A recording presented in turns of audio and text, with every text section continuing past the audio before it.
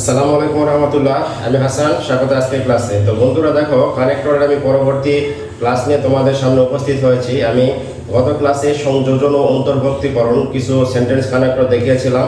আজকে তার পরের অংশ তোমাদের সাথে আলোচনা করব।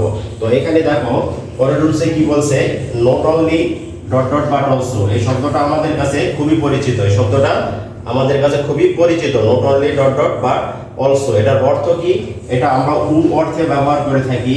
কেবল এটি নয় অডিও, কেবল এটি নয় অডিও, এই অর্থেও আমরা not only dot dot but also এই শব্দটা বা এই সেন্টেন্স কানেক্টরটা আমরা ব্যবহার করে থাকি। বা not only dot dot but also দ্বারা আমরা দুটো নাউনকে বা দুটো বাক্যাংশকে অথবা সেন্টেন্সের মধ্যে সংহতি রক্ষা করার জন্য আমরা এটা কি করে থাকি, ব্যবহার করে থাকি। একটা উদাহরণ দেখি এখানে, he is not only a good student. এখানে আমরা নট অনলি ব্যবহার করছি a good student, but also a good player, but also a good player. তার মানে হচ্ছে he is not only a good student but also a good player. সে শুধু একজন ভালো ছাত্র নয়, একজন ভালো খেলোয়াড়ও। সে শুধু একজন ভালো ছাত্র নয়, একজন ভালো খেলোয়াড়ও। এখানে নট অনলি বাট অলসো আমরা সংযোজন হিসাবে বা সেন্টেন্স কানেক্টর হিসেবে আমরা ব্যবহার করছি। আরেকটা উদাহরণ দেখি, not only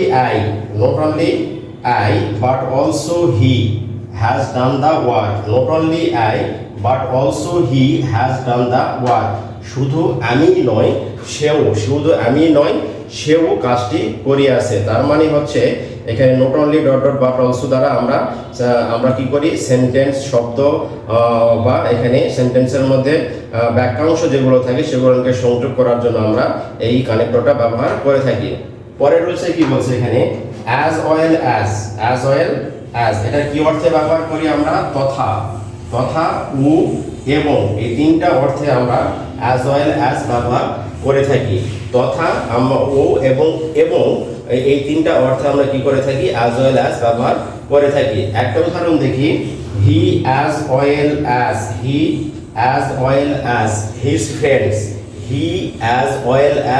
his friends has come. তাহলে এখানে হি সে এবং বা সে ও তার বন্ধুরা হ্যাজ কেম আসিয়াছে।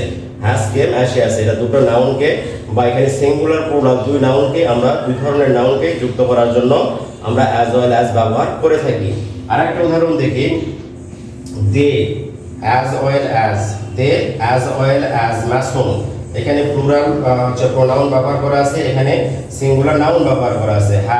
have done the work। তাহলে they as well as mason have done the work। তাহলে এখানে কি করছে আমরা, প্লুরাল প্রোনাউন এবং সিঙ্গুলার নাউনকে যুক্ত করছে আমরা কি দ্বারা, as well as দ্বারা। তাহলে আমরা এখানে দুটো নাউন বা দুটো প্রোনাউন বা কোনো সিঙ্গুলার নাউন বা প্লুরাল নাউনকে আমরা যুক্ত করার জন্য আমরা সেন্টেন্সের মধ্যে as well as এই কানেক্টরটা ব্যবহার করতে পারি।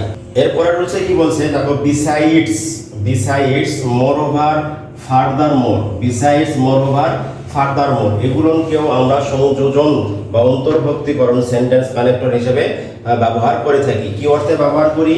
তাছাড়াও। এখানে কি তাছাড়াও বা তাছাড়াও এবং অধিকিন্তু অর্থে আমরা এই সেন্টেন্স কানেক্টরগুলো ব্যবহার করে থাকি। একটা উদাহরণ দেখি এখানে, I gave the poor boy some books and pens।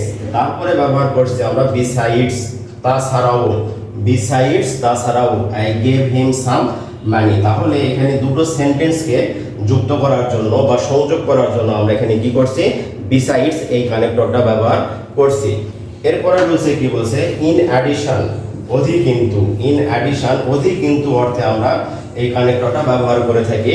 In addition অধিকিন্তু অর্থে আমরা এই কানেক্টরটা কি করি, ব্যবহার করে থাকি। একটা উদাহরণ দেখি, he helped me by food and lodging. In addition ব্যবহার করা আছে, in addition he gave me some good advice. তাহলে এখানে কি বললো, he helped me by food and lodging. সে শুধু আমাকে খাবার এবং থাকতে দিয়েই সাহায্য করে নাই, কিন্তু উপরন্তু আরো কি করছে, এখানে he gave me some good advice, সে আমাকে আরো কিছু ভালো উপদেশও দিয়েছিল, সে আমাকে আরো ভালো কিছু উপদেশও দিয়েছিল। তাহলে ইন অ্যাডিশন এই শব্দটাও বা এই কানেক্টরটাও আমরা সেন্টেন্সে সংযোজন বা অন্তর্ভুক্তিকরণ সেন্টেন্স কানেক্টর হিসাবে ব্যবহার করে থাকি। এরপরে রয়েছে কি বলছে দেখো এখানে এগেইন শব্দের অর্থটা কি আমরা সবাই জানি, আবার এবং তাছাড়া, আবার এবং তাছাড়া এই দুটো অর্থে আমরা এগেইন শব্দটা বা এগেইন সেন্টেন্স কানেক্টর আমরা ব্যবহার করে থাকি। একটা উদাহরণ দেখি এখানে, load shedding hampers our studies and other daily works, মানে বিদ্যুৎ বিভ্রাট এটা আমাদের কি করে, আমাদের পড়াশোনা এবং আমাদের দৈনন্দিন কাজের ক্ষতি করে। এগেইন আবার বা তাছাড়া ইট ডিক্রিজ আওয়ার ইন্ডাস্ট্রিয়াল প্রোডাকশন, এখানে আবার বা এগেইন শব্দটা আমরা কি করছি, এখানে সংযোজন বা অন্তর্ভুক্তিকরণ বা বাক্যের সংহতি রক্ষার জন্য আমরা কি করছি, এগেইন এই সেন্টেন্স কানেক্টরটা ব্যবহার করছি। তাহলে আমরা এগেইন এটাকেও আমরা সেন্টেন্স কানেক্টর হিসাবে ব্যবহার করে থাকি এবং কি অর্থে ব্যবহার করি বা কোনখানে ব্যবহার করি, সংযোজন এবং অন্তর্ভুক্তিকরণ অর্থে বা অন্তর্ভুক্তিকরণ করার জন্য আমরা সেন্টেন্সের মধ্যে এই এগেইন শব্দটা আমরা কি করি, সেন্টেন্স কানেক্টর হিসাবে ব্যবহার করে থাকি। তো আমার প্রিয় শিক্ষার্থীরা, আজকের ক্লাস এই পর্যন্তই থাকবে। তোমরা আমার এই ক্লাসটাকে লাইক শেয়ার কমেন্ট করবে এবং পরবর্তী ক্লাসটা পাওয়ার জন্য তোমরা অবশ্যই আমার এই পেজটাকে ফলো দিয়ে রাখবে।